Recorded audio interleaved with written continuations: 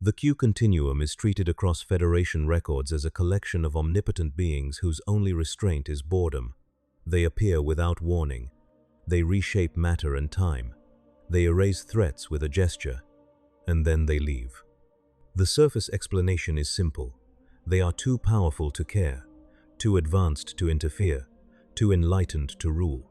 But the evidence tells a different story. The Q never ruled the galaxy because they cannot. Not because they lack the power to reshape civilizations, but because their nature makes sustained governance impossible. What looks like restraint is structural paralysis. What looks like enlightenment is existential stagnation. The Q are not cosmic overseers choosing mercy. They are a civilization that reached the ceiling of power and discovered that power alone cannot impose order, cannot sustain purpose, and cannot escape the logic of their own design. The continuum does not behave like a government, it behaves like a debate chamber frozen in permanent session. Q tells Picard in Encounter at Farpoint that humanity is being judged, but the trial has no enforcement mechanism. The verdict is theater. The entity claiming to speak for the continuum acts alone, without backup, without visible chain of command, without the bureaucratic apparatus that every real power structure requires. Later, in All Good Things, the same Q delivers a warning about the anti-time anomaly, and again, the intervention is singular. One being, one test, one puzzle, no fleet, no delegation, no sustained commitment. If the Q were truly omnipotent rulers, this inconsistency would be inexplicable. But if they are a faction that cannot agree on anything except inaction, the pattern becomes clear. When Q loses his powers in Deja Q, the continuum does not intervene to retrieve him. They leave him stranded aboard the Enterprise. No rescue operation, no diplomatic contact, no demand for his return. The explanation Q gives is dismissal, punishment for recklessness. But the mechanics reveal something else. The continuum does not send a representative to negotiate. They do not establish terms. They simply stop protecting him. The decision is implemented through abandonment, not policy. That is not the behavior of a unified authority. That is the behavior of a collective that has lost the ability to enforce collective action. The punishment is passive. The continuum does not need to act. It only needs to stop. The Q operate on a logic of individual intervention because sustained collective action is beyond them. Q Jr. appears in Voyager. Q claims to have fathered a child to restore curiosity to the continuum. But the decision is his alone. No council approval, no institutional framework. The birth of the first Q child in eons happens because one member decided it should, and the continuum reacts only after the fact. They arrive to complain, to debate, to threaten consequences, but they do not prevent, they do not override. The pattern is consistent. The Q can reshape reality, but they cannot coordinate.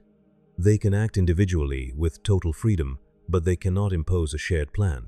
Power without hierarchy is not omnipotence. It is anarchy held together by mutual deterrence. The continuum does not impose order on the galaxy because it cannot impose order on itself. Compare this to the Borg. The Borg assimilate. The Borg expand. The Borg impose a single shared objective across millions of drones, dozens of cubes, and countless light-years of space. The collective is not paralyzed by disagreement because it does not permit disagreement. The Queen coordinates, the drones execute, the hierarchy is simple and absolute. The Borg are not more powerful than the Q, but they are more effective. They have a goal, they have a method, they have follow-through. The Q have none of these. The continuum can erase a Borg cube with a thought, but it cannot build an empire, because empire requires structure, and structure requires constraint, and constraint is the one thing the Q cannot tolerate. Q's behavior toward the Enterprise crew reinforces this. He does not conquer the Federation, he does not impose terms, he does not demand tribute, he plays games. In Q Who, he introduces the Enterprise to the Borg, then sits back and observes. The stated reason is to teach Picard humility, but the method is indirect. Q does not deliver a lesson. He manufactures a crisis and watches the consequences unfold. That is not governance, that is experimentation. The Q are not testing humanity for admission into a cosmic order. They are testing humanity because testing is the only action they can agree on. Observation does not require coordination. Judgment does not require enforcement. Intervention without responsibility is the only role the continuum can still perform. The Q Civil War proves the thesis. In the Q and the Gray, two factions within the continuum fight over the question of change. One side wants stagnation, the other wants evolution. The war is not fought with fleets or strategy. It is fought with reality manipulation. Stars explode, space folds. The weapons are ontological, but the war itself is incoherent. There are no territories, there are no objectives. The factions do not fight to control the continuum. They fight because they have nothing else to do. The war ends not through victory, but through compromise. Q marries a female Q and produces a child, and the conflict simply stops. The resolution is symbolic, the change is minimal. The continuum does not rebuild, it does not reform. It returns to stasis with one new variable and calls that progress. The war reveals the deeper problem. The Q have no survival pressure. They have no resource constraints. They have no external threats. Without pressure, there is no forcing function for unity. Every decision becomes optional. Every dispute becomes eternal. The continuum does not collapse because collapse requires stakes, and the Q have none. They cannot die. They cannot lose. They cannot be diminished, so they drift. The war is not fought to achieve an outcome. It is fought to fill time. When the novelty fades, the war ends, and the continuum returns to what it does best, which is nothing. Quinn's suicide in Death Wish exposes the cost of this paralysis. Quinn is a Q who has grown tired of existence. He has experienced everything. He has explored every possibility. He has reached the end of novelty, and he wants to die. The continuum refuses. Not because they value his life, but because his death would set a precedent. If one Q can choose oblivion, others might follow. The stability of the continuum depends on unanimous perpetual existence. So they imprison him. They trap him in a comet for eternity. They deny him agency to preserve order, but the order they preserve is empty. Quinn's argument is simple. Immortality without purpose is torture. The continuum has no rebuttal. It only has procedure. Janeway grants Quinn asylum. The continuum opposes this, but they do not wage war to retrieve him. They do not blockade Voyager. They do not impose consequences. They file a protest and then withdraw. The intervention is minimal because commitment is impossible. The continuum does not want Quinn dead, but it cannot unify behind stopping him. So Quinn dies. One Q chooses oblivion over eternity, and the continuum moves on without adapting. The precedent is set. The structure does not break. It absorbs the deviation and continues. That is not strength. That is apathy institutionalized. The Q do not rule because ruling requires caring about outcomes, and outcomes no longer matter to them. At the midpoint, the question sharpens. If the Q are paralyzed by stagnation and incapable of unified action, why do they intervene at all? Why does Q appear to Picard? Why does the continuum send representatives to Voyager? Why do they bother with judgment if they cannot enforce it? The answer lies in what the Q still possess, which is not purpose but curiosity. They are a civilization that has exhausted internal exploration and turned outward for stimulation. Intervention is not policy, it is distraction. The Q do not test humanity because humanity poses a threat.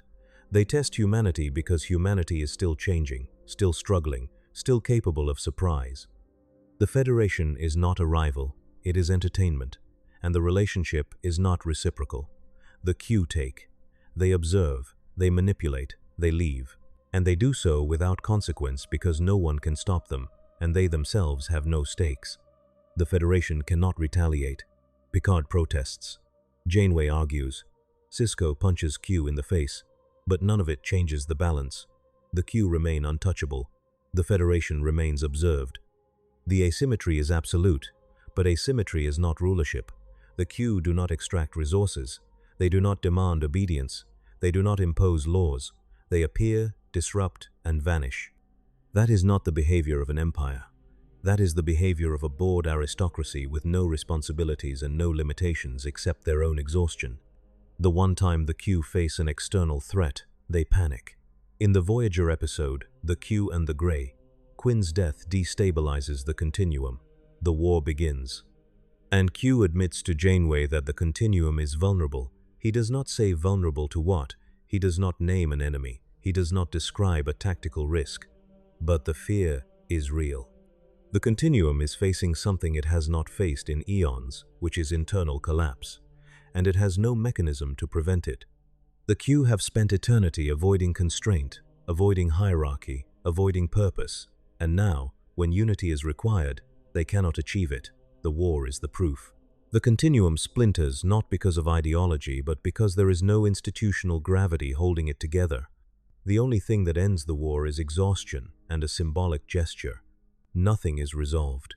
The continuum returns to equilibrium through inertia. This is the central contradiction. The Q can rewrite physics, but they cannot build a government.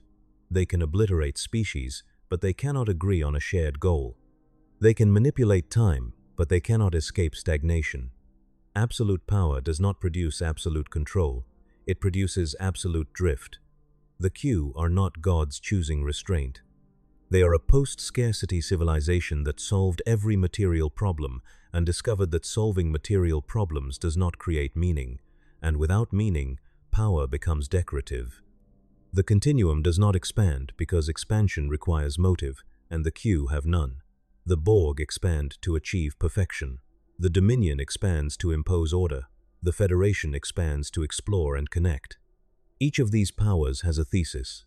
The Q have no thesis. They have capacity without direction, and capacity without direction does not conquer. It drifts.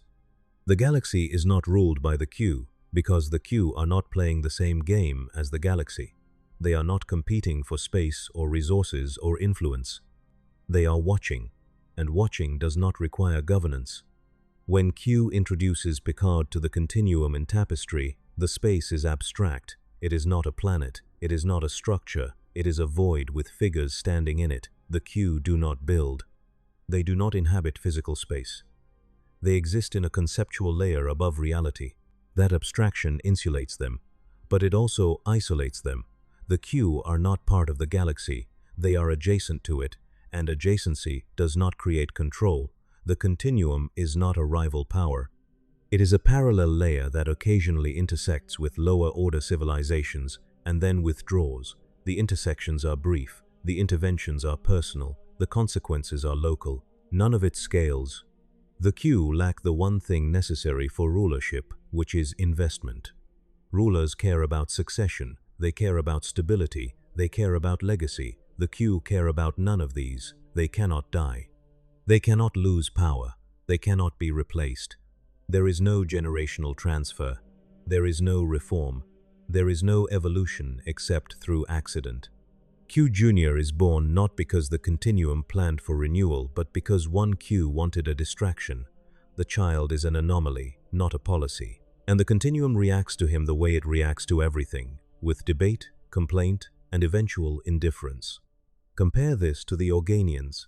The Organians are another ascended species. They intervene in the Federation-Klingon conflict in errand of mercy. They impose a peace treaty on both sides. They enforce it. They do not ask permission. They do not negotiate. They simply act and then vanish. The intervention is total. The enforcement is absolute, and then they withdraw. The Organians are not interested in governance either, but they are capable of it. They impose order when necessary, and then step back. The Q do not impose. They suggest. They test. They provoke. They leave the consequences to others. The difference is clarity. The Organians know what they want and execute it. The Q do not know what they want, so they experiment endlessly without conclusion. The Q also lack the cultural mechanisms that make sustained governance possible. Governance requires propaganda. It requires myth-making. It requires the creation of legitimacy. The Q do not bother. They do not build monuments. They do not author sacred texts. They do not cultivate worship. When Q claims to speak for the continuum, there is no iconography to support him, no symbols, no rituals, no institutional weight.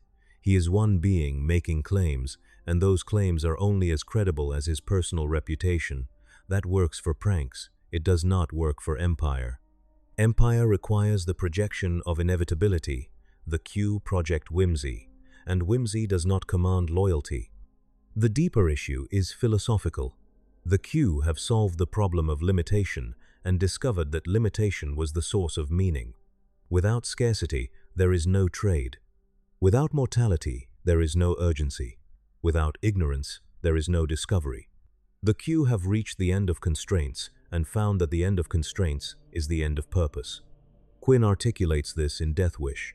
He has done everything. He has been everywhere. There is nothing left, and the continuum has no answer except to forbid the question. The prohibition is not philosophical. It is procedural. The continuum does not deny that existence has become meaningless. It simply refuses to let that conclusion threaten stability. But stability without meaning is not order, it is stasis. And stasis is fragile. The Q Civil War is not a conflict over resources or territory. It is a conflict over whether meaning can be recovered. One faction believes stagnation is inevitable. The other believes novelty can be restored. But neither faction has a plan. The war is fought with ontological weapons, but there is no strategic objective. No one is trying to seize control of the continuum. No one is trying to impose a new system. The war is symbolic. It is a debate carried out through violence, because violence is the only action left that feels consequential. And when the novelty of violence fades, the war ends. The compromise is the birth of Q Jr. The child represents change, but the change is minimal, one new variable in an infinite set. The continuum declares the problem solved and returns to inertia. This is the pattern. The Q do not build, they do not reform, they do not adapt. They react to crisis with minimal intervention and then return to equilibrium. That is not governance. That is maintenance. And maintenance is not enough to rule a galaxy. Ruling requires vision, it requires coordination, it requires sustained effort over generations. The Q have none of these. They have power, they have time, they have capacity, but they do not have will, and without will, power is inert. The Q are also incapable of delegation. Delegation requires trust. It requires hierarchy. It requires the willingness to empower others to act on your behalf. The Q do not delegate. Every intervention is personal. Every decision is individual. Q does not send ambassadors. He appears himself. He does not authorize representatives. He acts alone. That model works for pranks and tests. It does not work for administration. Administration requires institutions. It requires bureaucracy. It requires the ability to transfer authority and enforce consistency across distance and time. The Q have none of this. They are a collection of individuals who can act independently but cannot coordinate. And a collection of individuals is not a government. It is a mob with superpowers. The continuum also has no enforcement mechanism. When Q is punished in Deja Q, the punishment is abandonment. When Quinn is imprisoned, the prison is a comet. When the Civil War begins, there is no military structure, no ranks, no command chain, no logistics. The factions fight because they disagree, but they do not fight to win. They fight until they are tired. That is not war. That is a tantrum, and tantrums do not create empires. The contrast with the Dominion is instructive.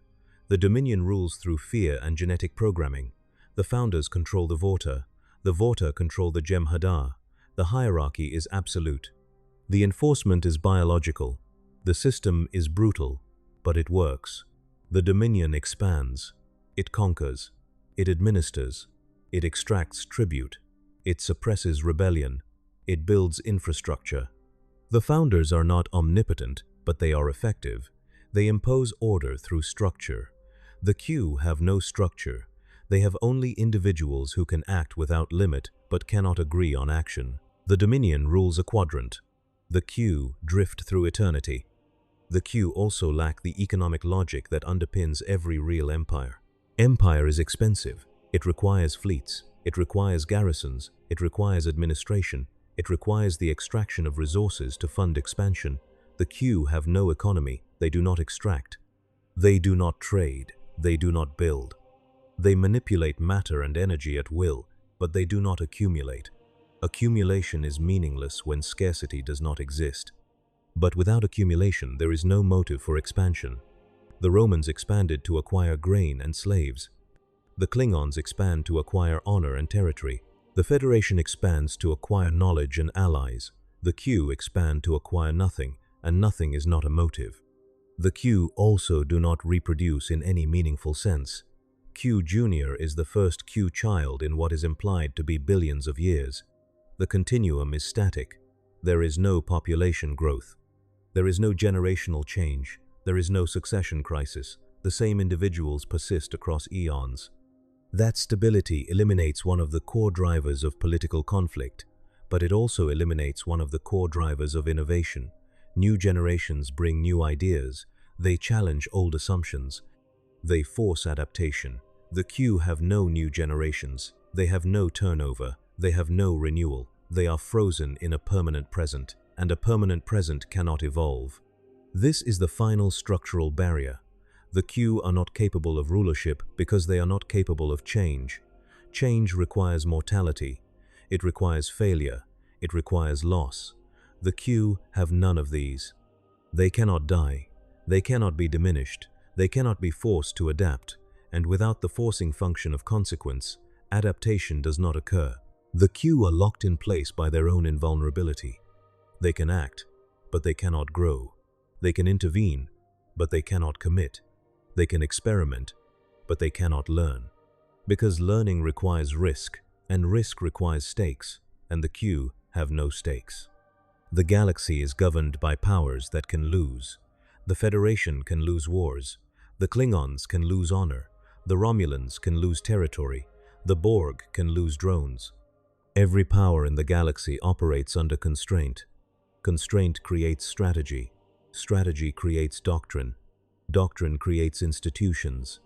The Q operate without constraint. And without constraint, there is no strategy. There is only improvisation. Improvisation is flexible, but it is not scalable. It does not build empires. It does not sustain order. It reacts to stimuli and then withdraws. That is the behavior of the continuum: reactive, personal, ephemeral. The Q are not restrained by mercy or enlightenment. They are restrained by apathy and paralysis. They do not choose to leave the galaxy ungoverned. They are incapable of governing it.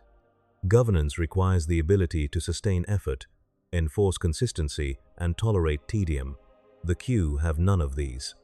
They are a civilization that optimized for freedom and discovered that absolute freedom is indistinguishable from absolute isolation.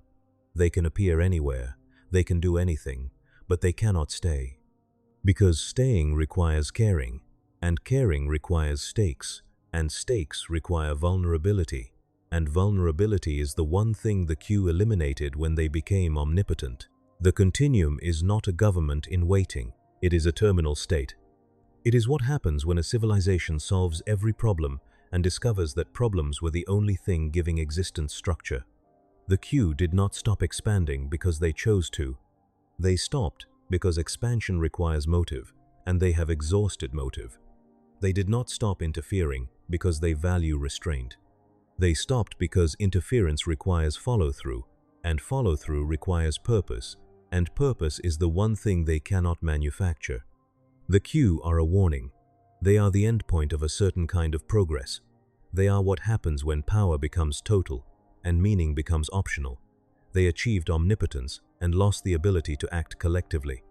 They achieved immortality and lost the ability to change. They achieved freedom and lost the ability to commit. They are not gods. They are retirees. And retirees do not rule galaxies.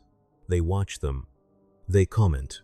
They interfere occasionally when boredom strikes, and then they leave. Because ruling requires investment, and investment requires believing that outcomes matter. And the Q stopped believing that a long time ago. The galaxy is shaped by powers that still have something to lose. The Q have nothing to lose, and that is why they never ruled, and that is why they never would.